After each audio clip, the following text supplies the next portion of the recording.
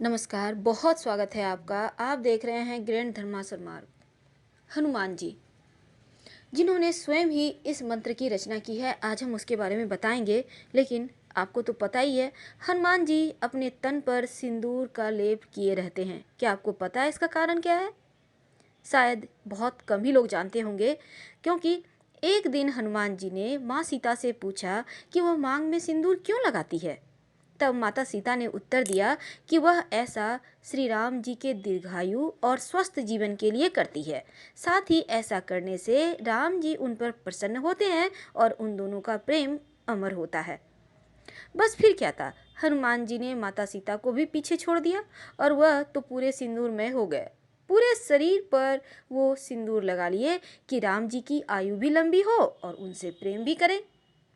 वैसे तो अगर हम माने तो सीता यानी आत्मा, और जो व्यक्ति इस मोह माया में फंस जाता है वो राम जी को कहाँ से पाएगा। इसीलिए तो हनुमान जी हैं, हमें अपनी शक्ति से सही राह दिखाते हैं। राम जी की भक्ति से वो हम पर कृपा बरसाते हैं।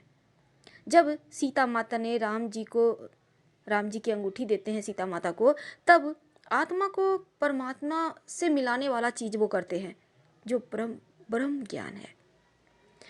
क्योंकि ऐसा माना जाता है, अगर आप हनुमान जी की पूरा पूजा करते हैं तो जीवन में जितनी भी बुराइयां हैं, जितने भी आपके तकलीफ हैं, भय हैं, उनसे आप दूर हो जाते हैं। आप में अद्वैतिक आध्यात्मिक शक्तियां आ जाती है। और श्री राम जी की पूजा, हनुमान जी की पूजा करने से तो वैसे भी श्री राम जी प्रसन्न होते हैं, राम को पालेंगे अगर आप हनुमान जी की पूजा करते हैं तो। लेकिन राम जी का नाम ले लेते हैं तो हनुमान जी वैसे भी आप पर प्रसन्न हो जाते हैं। हनुमान जी की पूजा करने से आप पर कोई संकट आ ही नहीं सकता, अगर आए भी तो बिना छुए ही दूर चला जाता है। रोग शोक सब कुछ दूर हो जाता है। और एक प्रसंग आता है रामायण में कि हनुमान जी के जो पुत्र थे मकरध्वज, मेघनाथ की मृत्यु के बाद जब रावण ने अपने सौतेले भाई अहिरावण की सहायता के लिए बुलाया था, तब अहिरावण पाताल लोक का स्वामी था और उसने योजना बनाई कि राम और लक्ष्मण को चुरा कर पाताल ले जाएगा और उन्हें माँ चंडी की बलि चढ़ा देगा। जब हनुमान जी को यह बात पता चली तो वे उनके द्वार पर खड़े हो गए, जिससे अहिरावण भीतर न जा सके। तब अहिरावण विभीषण के भेष में आया और हनुमान ने उसे अंदर जाने दिया। अब अहिरावण सोते हुए राम और लक्ष्मण को उठाकर पाताल ले गया। और जैसे ही हनुमान जी को पता चला, द्वार पर हनुमान जी को मकरध्वज नामक द्वारपाल मिला, जो आधा बंदर और आधा मगरमच्छ था।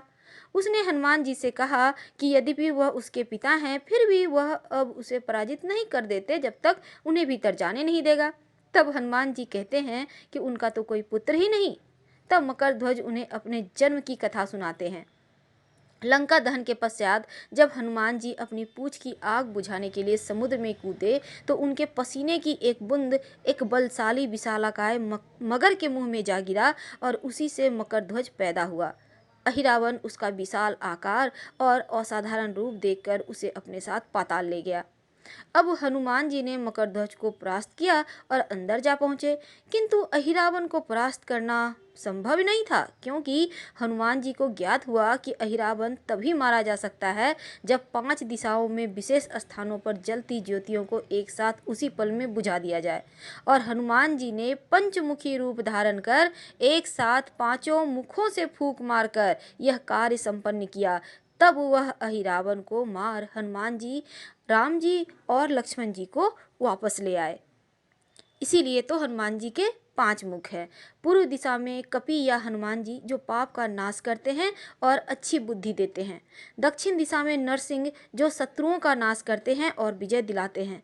पश्चिम दिशा में गरुड़, जो विष और अन्य ना दिखने वाले, समझ में ना आने वाले अनिष्टों से भी रक्षा करते हैं। और उत्तर दिशा में बराह, जो अष्ट निधियां देने वाले और ग्रह दशा दूर करने वाले हैं।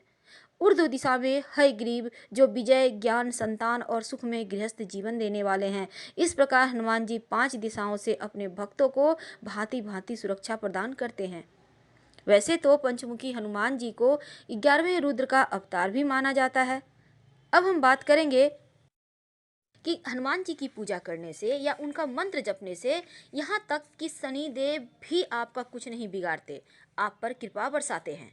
मंगल देव की भी जो भी बुरी परेशानी है, बुरे ग्रह दशा है, वो भी दूर हो जाता है, क्योंकि हनुमान जी सभी ग्रहों शनि और मंगल को भी रावण के चंगुल से छुड़ाया था। अतः ये दोनों ग्रह हनुमान जी के जो भक्त होते हैं ना, उनका अनिष्ट नहीं करते। और रावण सभी ग्रहों को अपने पैर के नीचे दबा कर रखा था, जिससे कि वह मुक्त ना हो सके।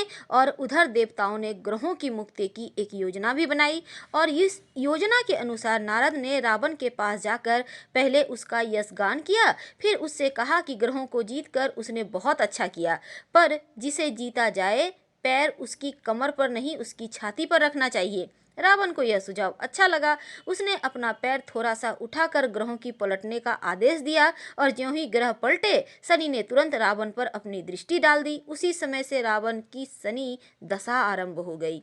और जब रावण की समझ में आया कि नारद क्या खेल खेल गए, तो उन्हें बहुत क्रोध आया, और उसने शनि को एक शिवलिंग के ऊपर इस प्रकार बांध दिया कि वह बिना शिवलिंग पर पैर रखे भाग नहीं सकता था।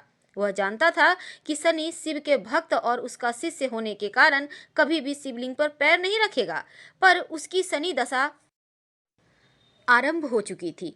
हनुमान जी सीता को खोजते हुए लंका पहुंच गए।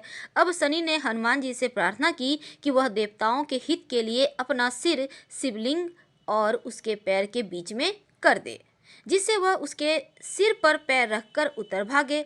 हनुमान जी ने पूछा, ऐसा करने से उन पर शनि का क्या दुष्प्रभाव होगा? शनि ने बताया कि उनका घर परिवार उनसे बिछड़ जाएगा। हनुमान जी मान गए, क्योंकि उनका तो कोई घर परिवार था ही नहीं।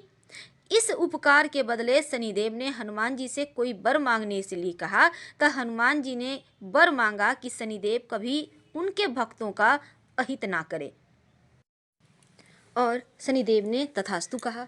अब हम बात करेंगे वो कौन सा मंत्र है जिसका अगर आप सोने के पहले जप करते हैं तो यकीनन आपके जीवन में चमत्कार होने लगेंगे। कम से कम 5 बार 11 बार जरूर कीजिए। और वो मंत्र है, दीन दयाल बिरदु संभारी, हरहु नाथ मम संकट भारी। यानी हमारे जीवन में जो बहुत घोर संकट है, हे नाथ उसे दूर कीजिए। तो छुटकारा पाने के लिए संकटों से, विपत्तियों से, ये मंत्र बहुत ही कारगर है। और ये चौपाई अपने आप में मंत्र है, और उसका प्रभाव भी बहुत अनोखा है। इस मंत्र का एकदम आप बहुत ही सरल है, आप इसका जप कर सकते हैं, और यकीन मानिए जीवन में जो संकट हैं वो दूर हो जाएंगे, क्योंकि ये भगवान से हम प्रार्थना करते हैं कि इस संकट को दूर कीजिए, जीवन में एक सही राह दिखाइए। हर हर महादेव।